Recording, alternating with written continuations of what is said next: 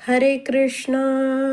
श्रीमद भगवद गीता जशी आहे तशी, अध्याय 7. अध्यायाचं नाव आहे ज्ञान विज्ञान योग. 17व्या श्लोकाचं तात्पर्य आपण वाचत आहोत. 5व्या ओळीपर्यंत आपण आलेलो आहोत. सुरू करण्याआधी श्रील प्रभुपादांना प्रार्थना करूया. हे श्रील प्रभुपाद, आम्ही भगवद्गीता हा ग्रंथ वाचून समजून घेण्याचा प्रयत्न करीत आहोत. त्यासाठी आम्हाला आशीर्वाद द्या. धन्यवाद प्रभुपाद. तर आपण ही तात्पर्याची 5वी ओळ वाचली. मी आता वाचते आहे.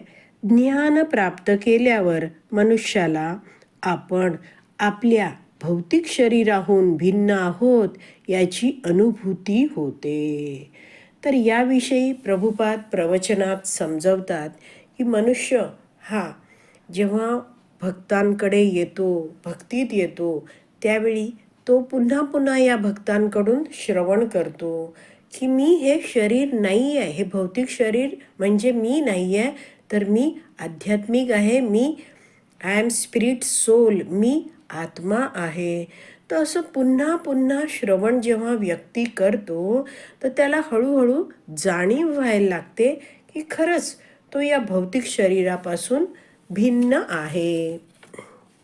तर प्रभुपाद प्रवचनात समजवतात की हे ज्ञान पुन्हा पुन्हा ऐकून स्वतःला आत्मा समजणं आणि मी हे भौतिक शरीर नाही आहे हे समजणं म्हणजे मनावर केलेलं कृत्रिम प्रत्यारोपण नाही आहे. म्हणजेच काय, तर ती खोटी गोष्ट पुन्हा पुन्हा मनावर बिंबवून त्या खोट्या गोष्टीला खरं मानायला लावणं असं हे नाही आहे. तर मनावर खोटेपणा लादणं म्हणजे काय असतं, तर ह्यासाठी एक सुंदर कथा सांगितली जाते. ती कथा वाचूया आपण आता.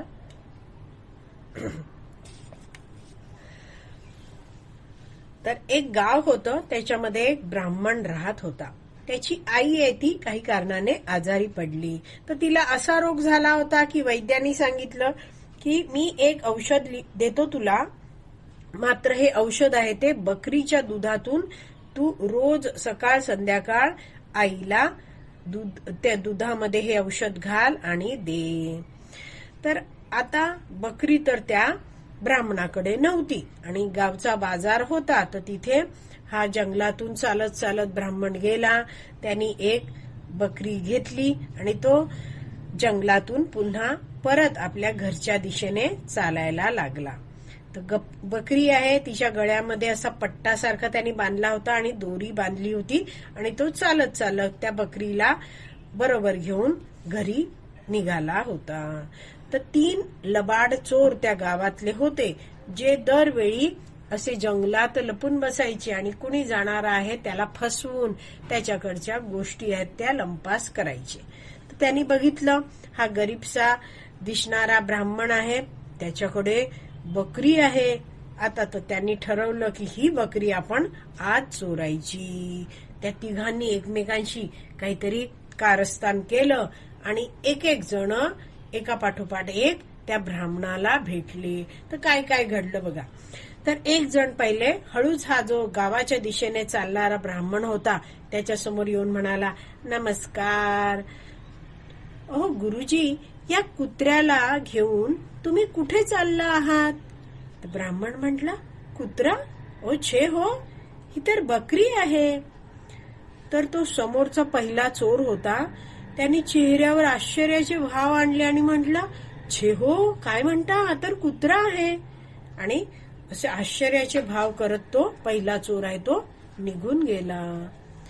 पुढे ब्राह्मण चालत आहे आणि तेवढ्यात लगबगीने त्याच्याबरोबर चालत चालत मागून येणारा चोर थबकला आणि ब्राह्मणाला म्हटला, ओहो, तुम्ही तर एवढे मोठे ब्राह्मण, पूजा अर्चा करणारे, या कुत्र्याला कुठे घेऊन चाललेत? तर पुन्हा तोच संवाद झाला. ब्राह्मणाने ठामपणे सांगितलं, ओहो, ही तर बकरी आहे, हा काही कुत्रा नाहीये. आणि त्या जो दुसरा चोर होता त्यांनीही आश्चर्य प्रकट केलं आणि तो म्हटला, छे हो, हा तर कुत्रा आहे, तुम्ही असं कसं वागता? ब्राह्मण आता चकित व्हायला सुरुवात झाली. तो बकरीकडे मध्येच बघायला लागला आणि त्याच्या मनात शंका यायला लागली. पण त्याने ती शंका झटकून टाकली. छे छे, ही बकरीच आहे. आणि घराच्या दिशेने त्यांनी पुन्हा चालायला सुरुवात केली. आता जो तिसरा चोर आहे त्यांनी समोर येऊन ब्राह्मणाला नमस्कार केला. राम राम गुरुजी. अहो, पूजार्चा होम हवन करण्याचं सोडून या कुत्र्याला कुठे फिरवायला घेऊन चालला आहात? तर आतापर्यंत ब्राह्मण आहे तो अगदी ठामपणे या आधीच्या 2 वाटसरूंशी बोलला होता. पण मात्र आता तिसऱ्यांनीही तेच सांगितल्यामुळे ह्या ब्राह्मणाच्या बोलण्यातला जो उत्साह होता तो काय आहे आता मावळला. आणि ब्राह्मण कसं नुसतं अगदी थोडस आवाज काढत म्हणाला, अहो, ही तर बकरी आहे. तर तो तिसरा चोर होता त्यांनी हसून त्या ब्राह्मणाला वेड्यात काढलं. आणि तो मोठ्याने म्हणायला लागला, अहो, एवढे मोठे पंडित तुम्हाला बकरी आणि कुत्रा यांमधला फरक कळू नये? अहो, लोक काय म्हणतील तुम्हाला? एवढा मोठा पंडित आणि कुत्रा फिरवतो? आता मात्र त्या ब्राह्मणाला वाटलं की 3 लोक का बरं खोटं बोलतील. तर ही जी बकरी आहे ती खरंच बकरी नाहीये, तर हा काय आहे, कुत्रा आहे. कुणीतरी भुताटकी वगैरे ही केली असेल असा विचार करून घाबरलेले जे ब्राह्मण आहेत त्यांनी त्या बकरीची दोरी हातातनं तिथेच टाकली आणि ते जो ब्राह्मण आहे तो गावाकडे निघून गेला. आणि हे जे लबाड 3 चोर होते त्यांनी बकरीचा दोर धरला आणि तिला बाजाराकडे विकण्यासाठी ते घेऊन निघाले. तर असं या ठिकाणी त्या ब्राह्मणाच्या मनावर त्या 3 चोरांनी कृत्रिम प्रत्यारोपण करून काय सांगितलं होतं ब्राह्मणाला, असं कन्व्हिन्स केलं होतं, त्याला असं पटवून दिलं होतं की बकरीला कुत्रा त्यांनी मानलं होतं. तर बकरीला कुत्रा मानण्यासाठी त्या चोरांनी ब्राह्मणाला भाग पाडलं होतं. पण जे आपण भक्तीमध्ये ज्ञान घेत असतो त्यामध्ये कोणतंच कृत्रिम प्रत्यारोपण नसतं, जसं प्रभुपाद हे सगळं प्रवचनामध्ये समजवतात.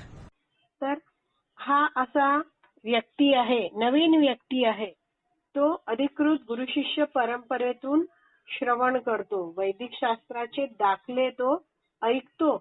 तेव्हा त्या नवीन व्यक्ती आहे त्याला समजायला लागतं की अरे, मी तर आत्मा आहे, जीवेर स्वरूप आहे, कृष्णेर नित्यदास, ही माझी स्वरूप स्थिती आहे. आणि हे जेव्हा तो जाणतो आणि भक्ती करायला लागतो तेव्हा भक्तीमध्ये तो वेगवेगळ्या भक्तांना भेटतो.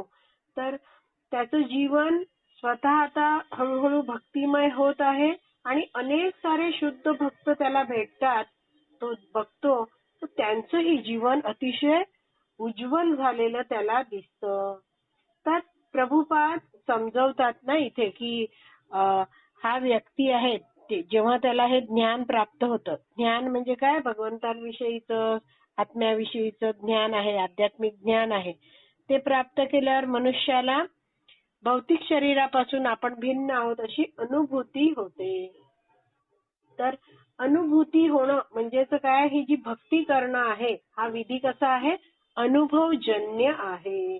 म्हणजे जसजसं आपण भगवान श्रीकृष्णांची दृढपणे रोज भक्तिमय सेवा करत राहतोय तर आपण भगवंतांबरोबर जोडलो जातो. आपली जी देहात्म बुद्धी असते म्हणजे स्वतःला शरीर मानायचं, ही जी बुद्धी आहे देहात्म बुद्धी ती कमी होत जाते.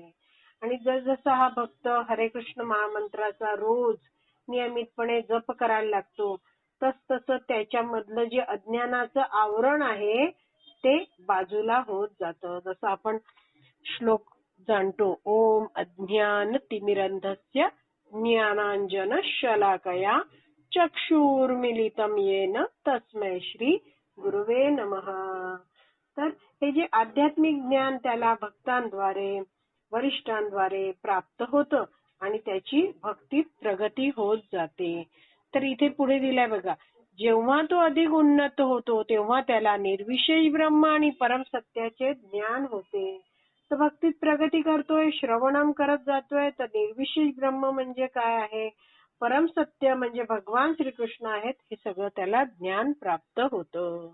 पुढे वाचते आहे, जेव्हा मनुष्य पूर्णपणे शुद्ध होतो तेव्हा आपण भगवंतांचे शाश्वत सेवक आहोत व हीच आपली स्वरूप स्थिती असल्याचा त्याला साक्षात्कार होतो.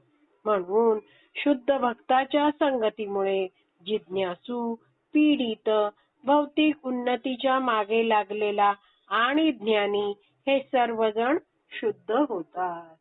तर इथे शुद्ध भक्तांच्या संगतीबद्दल प्रभुपाद सांगत आहेत. तर आपण हा श्लोक जाणतो आहोत. साधु संग सर्व सिद्धी साधु संग सर्व शास्त्र कय, लव मात्र साधु संग सर्व सिद्धी होय. तर असा हा भक्ताच्या संघामध्ये मनुष्य शिकतो की कशा रीतीने मी दृढपणे विविध भक्तिमय सेवा करायला हव्यात. वैदिक शास्त्र तो शिकतो आणि अशा शुद्ध भक्ताच्या संगतीमुळे हा जिज्ञासू आहे. मग पीडित म्हटलंय, पीडित म्हणजे आर्त आहे. भौतिक उन्नतीच्या मागे लागणारा म्हणजे काय आहे, अर्थार्थी आहे. आणि ज्ञानी हे सगळेच जण शुद्ध होतात कारण ते जाणतात काय, जीव स्वरूप आहे कृष्णेर नित्य दास आणि मी दास आहे या भावनेमध्ये तो भगवंतांची अतिशय दृढपणे सेवामय भक्तिमय सेवा करायला लागतो. डिव्होशनल सर्व्हिस, प्रभुपाद भक्तीला भाषांतरित काय करतात इंग्रजीत, डिव्होशनल सर्व्हिस. तर मी भक्ती करतो आहे भगवंतांची, तर भक्तीमध्ये सेवा ही येतेच, तर हे आपण लक्षात ठेवायला पाहिजे. तर बरेच जण म्हणतात की मी भक्ती करतोय, मात्र त्यात कोणतीच भगवंतांच्या संतुष्टी प्रित्यर्थ सेवा नसेल तर ती काय वरवरची भक्ती झाली, बोलण्याचं झालं ते. पुढे वाचते, परंतु प्रारंभिक अवस्थेत ज्याला भगवंतांचे पूर्ण ज्ञान आहे आणि त्याचबरोबर जो भगवंतांची भक्तिपूर्ण सेवा करतो तो भगवंतांना अत्यंत प्रिय आहे. तर एकूण 4 जणांबद्दल भगवंतांनी 16व्या श्लोकामध्ये सांगितलं. तर 16वा श्लोक आहे त्यामध्ये भगवंत म्हटले, हे भरतश्रेष्ठ अर्जुना, 4 प्रकारचे पुण्यात्मा माझी भक्ती करत असतात, आर्त, अर्थार्थी, जिज्ञासू आणि ज्ञानी. 17व्या श्लोकामध्ये भगवंतांनी त्यातला जो ज्ञानी आहे त्याच्या विशेष गुणाबद्दल काय सांगितलं की यापैकी म्हणजे हे जे 4 आहेत त्यांपैकी जो पूर्ण ज्ञानी आहे आणि जो नित्य भगवत भक्तीमध्ये युक्त आहे तो सर्वोत्तम आहे, कारण मी त्याला अत्यंत प्रिय आहे आणि तो मला अत्यंत प्रिय आहे. तर असं हे सगळं भगवंत सांगता आहेत. तर असे हे जे पहिले 3 लोक आहेत, कोण कोण, जिज्ञासू, आर्त आणि अर्थार्थी. तर हे लोक कसे आहेत, सकाम भक्त आहेत. तर त्यामुळे त्यांना भगवंतांकडे जायला ही अशी दृढपणे शुद्ध भक्ती करायला वेळ लागतो. मात्र जो ज्ञानी आहे, ज्ञानी कसा आहे, त्याला भगवंतांबद्दल सगळं ज्ञान आहे. मी कोण आहे, भगवंत कोण आहे, भगवंतांशी माझा काय संबंध आहे, मला भगवंतांची सेवा करायची आहे, हे सगळं तो जाणतो आहे आणि त्याला भगवंतांकडून कोणतीच भौतिक इच्छा नाहीये. तर असा व्यक्ती आहे तो भगवंत या 17व्या श्लोकात दुसऱ्या ओळीत म्हणतात, प्रियो हि ज्ञानीन अति अत्यर्थम अहम सच मम प्रियः. तर असा ज्ञानी आहे जो भगवंतांची अहैतुकी भक्ती करतो आहे, कोणतीही भौतिक इच्छा न ठेवता. तर तो असा आहे, तो भगवंतांना अत्यंत प्रिय आहे. तो प्रेमाने भगवान श्रीकृष्णांची एक भक्ती करतो, नित्ययुक्तपणे करतो. तर पहिल्या ओळीत दिलाय बघा, तेषां ज्ञानी नित्ययुक्त एक भक्ती. तर असा हा जो ज्ञानी व्यक्ती आहे, जो भगवंतांच्या भक्तीमध्ये पूर्णपणे निमग्न झालेला आहे, तो भगवंतांना अत्यंत प्रिय आहे. ज्याला भगवंतांच्या दिव्यतेचे शुद्ध ज्ञान झाले आहे तो भक्तियोगामुळे इतका सुरक्षित झालेला असतो की त्याला सांसारिक दोष स्पर्शही करू शकत नाहीत. तर असा व्यक्ती आहे तो काय करतो आहे, भगवंतांचं त्याला भगवंतांची भक्ती करतो आहे, तर भगवंत दिव्य, भगवंतांची भक्तिमय सेवा आहे ती सुद्धा दिव्य आहे. आणि भगवंतांची भक्ती करताना तो श्रवणम सुद्धा नियमितपणे करत असतो आणि त्याला भगवंतांविषयीचं सगळं ज्ञान होतं आणि तो काय होतो, या भक्ती योग केल्यामुळे अगदी सुरक्षित होतो की त्याला हे ज्या भौतिक जगतातले जे सांसारिक दोष आहेत ते स्पर्शही करू शकत नाहीत. तर यासाठी आपण श्रीमद भागवतमच्या पहिल्या स्कंदातला दुसऱ्या अध्यायातला 17वा श्लोक वाचूया. श्रीमद भागवतम 1.2.17. भगवंत त्यामध्ये म्हणतात, शृण्वतां स्वकथा कृष्ण पुण्यश्रवण कीर्तनः हृदयन्तस्तहि अभद्राणि विधुनोति सुहृत्सताम्. अंतर्यामी परमात्मा असणारे आणि सत्यवादी भक्तांचे हितचिंतक असणारे पुरुषोत्तम भगवान श्रीकृष्ण दिव्य संदेश श्रवण करू इच्छिणाऱ्या भक्तांच्या हृदयातून सर्व प्रकारच्या भौतिक भोग इच्छा धुवून टाकतात. अशा संदेशांचे, कथांचे योग्य श्रवण कीर्तन पावन करणारे असते. तर असा हा जो भक्तीमध्ये संलग्न झालेला व्यक्ती आहे, तर त्याच्या हृदयात जे परमात्मा आहेत ते बघतात की हा भक्त आहे तो कसा आहे, माझे दिव्य संदेश श्रवण करू इच्छितो आहे. तर मग भगवंत खुश होतात आणि काय करतात, त्या भक्ताच्या हृदयात जे काही भोग इच्छा आहे, भौतिक प्रकारच्या काही इच्छा आहेत, काही कल्मश आहेत, काही दोष आहेत, ते सगळं भगवंत धुवून टाकतात. तर अशा प्रकारे शेवटच्या ओळीत आपण या जाणलंय की ज्याला भगवंतांच्या दिव्यतेचे शुद्ध ज्ञान झाले आहे तो काय होतो, भक्ती योगामध्ये पूर्णपणे सुरक्षित होतो. आणि मग हे जे सांसारिक दोष या जगतात जो जगतो आहे, विविध कार्य करतो आहे, तरी हे सांसारिक दोष आहेत ते त्याला स्पर्शही करू शकत नाही. भगवंतांच्या तो प्रोटेक्शन मध्ये, संरक्षणामध्ये पूर्णपणे आहे. तर अशा प्रकारे हा 17वा श्लोक आहे तो आपला वाचून पूर्ण झाला आहे. आज आपण इथेच विराम देऊया. श्रीमद भगवत गीता की जय. श्रील प्रभुपाद की जय. हरी बोल.